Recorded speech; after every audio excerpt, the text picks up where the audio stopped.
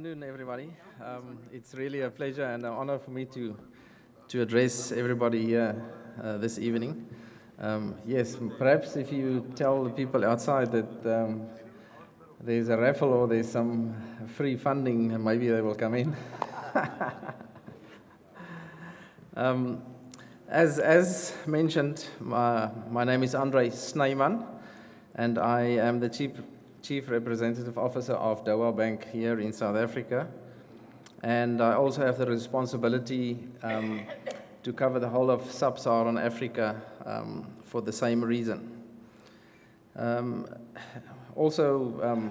Sitaraman expresses his sincerest apologies for missing this prestigious event. I'm sure, and I've spoken to him, it's very close to his heart. He really wanted to be here, but unfortunately, there were some urgent matters back at home that prevented him from coming.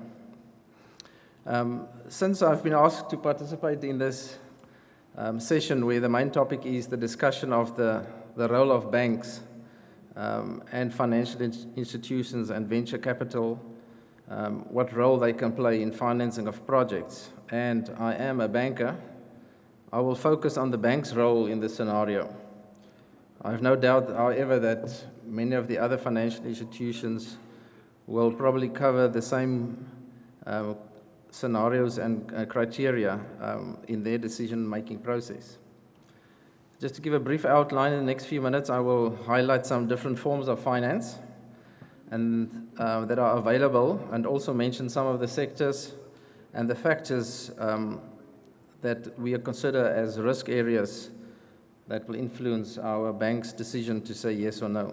In conclusion, I will give you a brief overview of Doha Bank, who we are, where we are, and what we do where we are.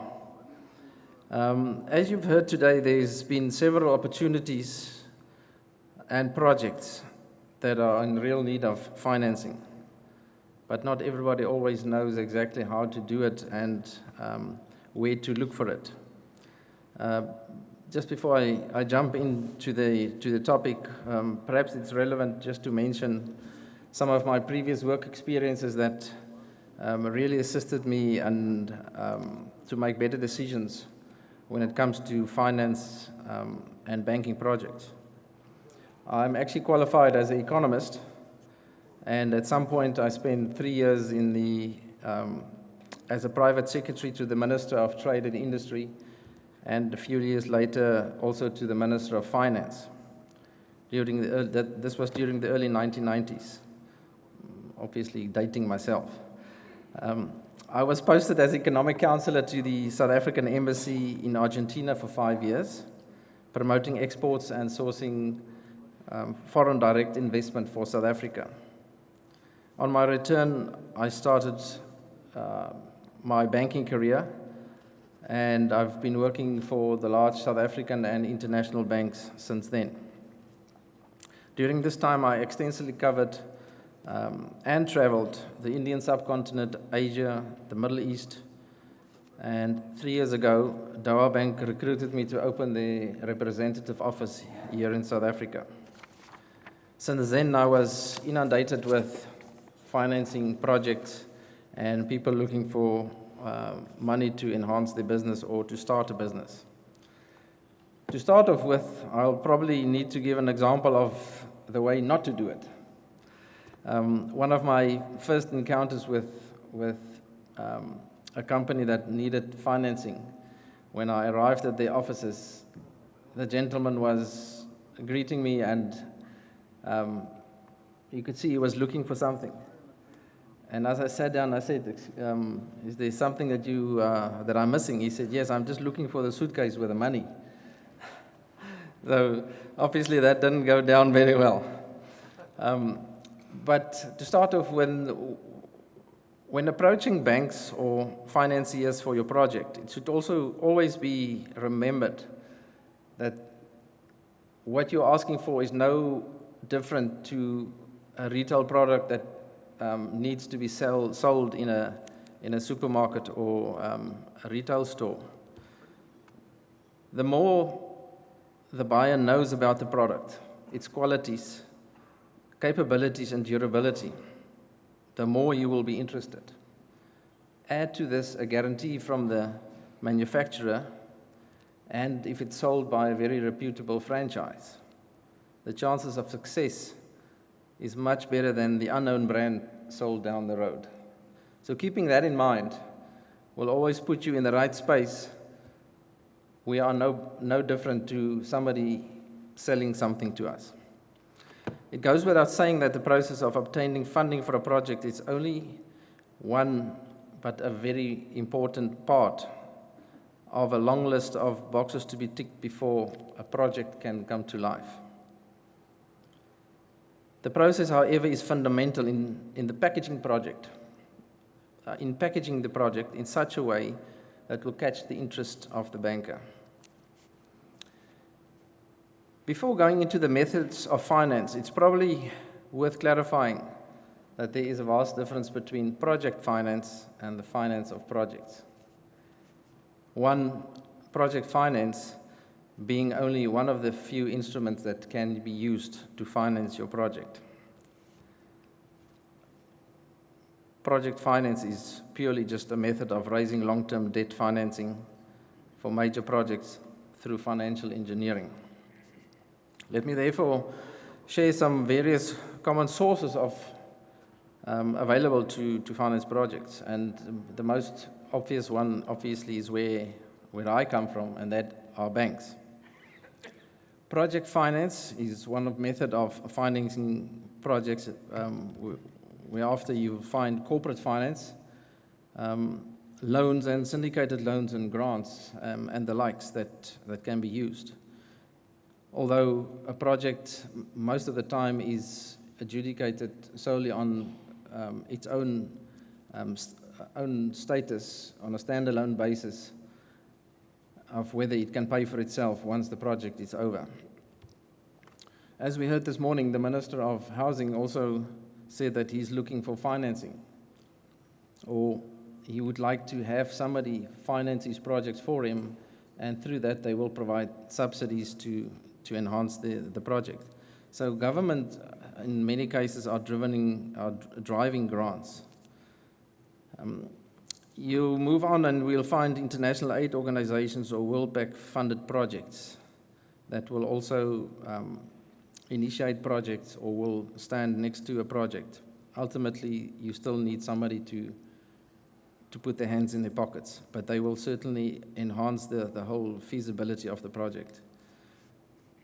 Venture capital, I won't touch upon too much. One of my colleagues will venture in that direction to assist you on that. But then, last but not least, there's also lately a movement where some of the project managers and fund managers have set up specific funds through which they will pay a certain return to attract money and funds for a certain project. In most of the cases that I've encountered, and it's virtually all of them, projects of substance are always adjudicated on a standalone basis. Hence, it's very important to package it in such a way that you can clearly indicate and show that your project can pay for itself. Now that I've mentioned where some of the money will come from, I want to focus on what we are looking for when you come with your product and your project. First and foremost, in this is probably what we all have come to know very closely recently, is the country risk aspect. If your project is kicked off or aimed at a country where we as a bank do not have appetite for that country, it will be hard to sell. So it's particularly important to get something or somebody to enhance that country risk, or at least to mitigate it at some point. Political risk is the next one, very important on the agenda for us to see. Is there political stability or instability, or will there be political interference during the completion or the life cycle of this project that may cause us to have our doubts in terms of putting our name to the paper? Socioeconomic risk related to the layout of the project or putting it into place. If you've got an unstable workforce, the project may not be completed on time, and there will always be some kind of a performance risk or completion risk that comes along with penalties. The regulatory environment is also very important, as we would like to know and like to be assured that during the lifetime of this project that laws and regulations won't change. That will also influence the probability that we won't get our money back at the end of the day. Environmental impact is getting more and more important, especially if it's a greenfield project. When mining of some sorts, it's not necessarily important from our side, but that is something that needs to be done for everybody to tick the boxes. Reputational risk is next on the tick box. Not all companies like to get involved in the same kind of business, and I specifically think of perhaps in the military or weapon manufacturing industry. Doha Bank, for that instance, will not participate in any project where that is the case, especially in an environment or in a country outside of Qatar. Looking now more closely to the project and just the normal items on a project, cash flow and projected revenues, clearly that shows that a proper project planning has been in place, and the whole project has been projected forward. Every banker wants to know at what stage is this project going to turn around and start paying for itself. Then to a less extent, we look at payment risk, whether the company or the bank afterwards that has guaranteed the business will still be in operation at the time to do the payments. Doha Bank, particularly when we will fund projects, we prefer to do it in a fixed currency, in a hard currency, not in the currency of the local country. So then the currency risk comes into play. The project may be funded in US dollars, but ultimately all the expenses will be in local currency. And at the end of the day, the repayments need to be done in currency. Given the risks, there are obviously a lot of risk mitigants that we as a bank will consider to do business. Some of that is quite obvious, but nonetheless worth mentioning. The first and foremost thing to consider here is the banks who are banking the project will probably ask for a bank guarantee. And equally from our side, we will then take the risk of the local bank instead of the project. If it's been guaranteed by a local bank, that will enhance the risk of or mitigate the risk. Equally, as the Minister of Housing indicated, sometimes government can also step in and provide either subsidies or guarantees. And typically, if you look at the local scenario here in South Africa, if you lend money to a state-owned enterprise, it always comes with a sovereign guarantee. That is a tremendous help in terms of obtaining approvals. The strategic importance of the project is obviously also of great mitigating facts. If it's a project that is launched by government that will enhance employment, or it's an upliftment project that gives us great comfort, and if it's something like hosting the World Cup, and you, like in Qatar at the moment, in 2022, when we will be hosting the Soccer World Cup,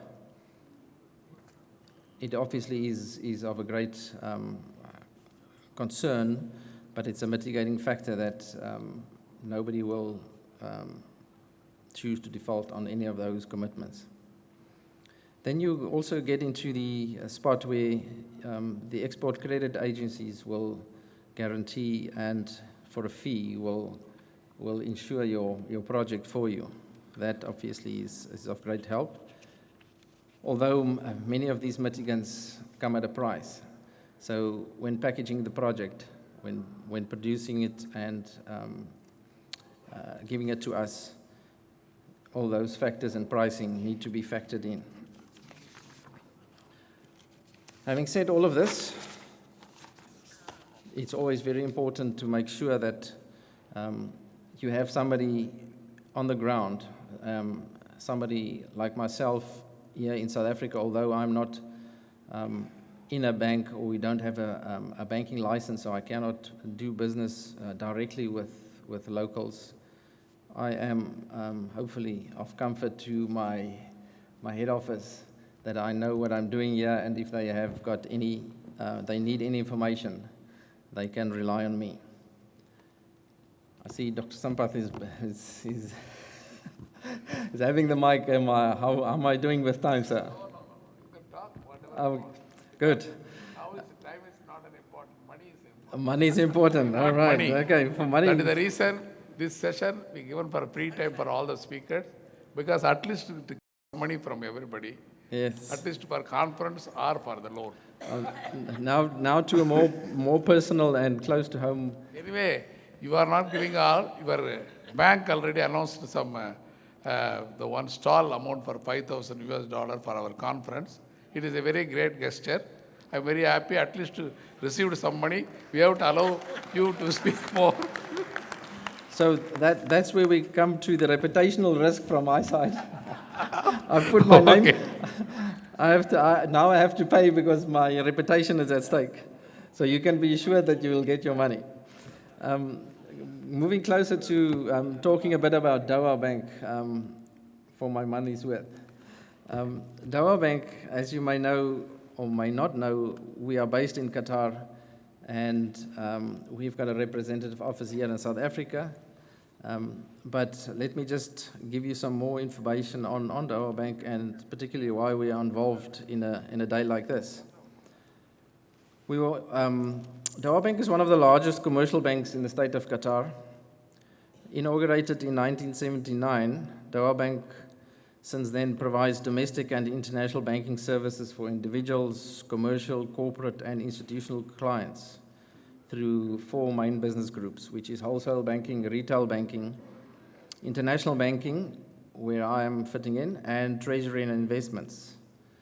Given the limited opportunities for growth in the relatively small country of Qatar, Qatar is only a small state with a border with Saudi Arabia, 2 million people, of which 1.8 million people are expats, but extremely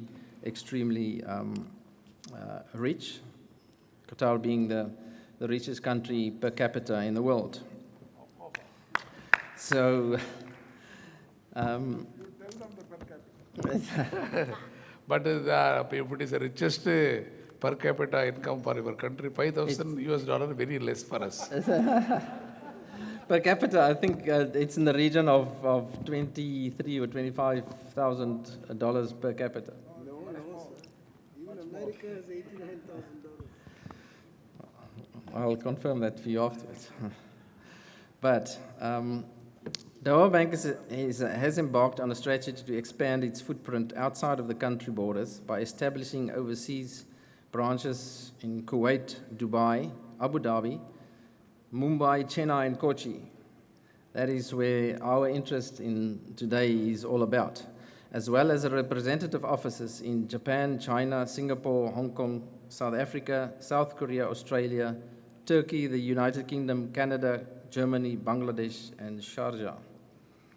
Over the years, Doha Bank has received numerous awards in recognition of its achievements, some of which is worth mentioning includes the best regional bank in the GCC Middle East region for 5 straight years in a row, the best domestic trade finance bank in Qatar, Bank of the Year in Qatar, the best commercial bank in the Middle East, and the best bank in Qatar.